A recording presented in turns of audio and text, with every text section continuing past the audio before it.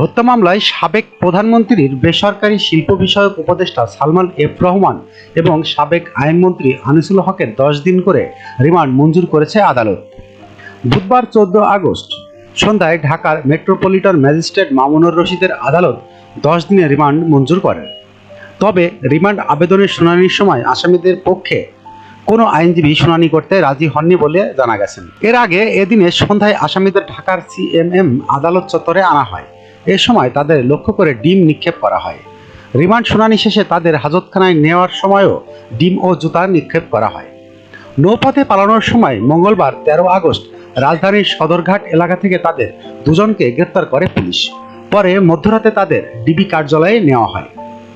Police জানায়, কোটা সংস্কারের দাবিতে বৈষম্য বিরোধী ছাত্র আন্দোলনের কর্মসূচি চলাকালে গত 16 জুলাই ঢাকা কলেজের সামনে সংঘর্ষে দুজন নিহত হন। এদের মধ্যে একজন ছাত্র এবং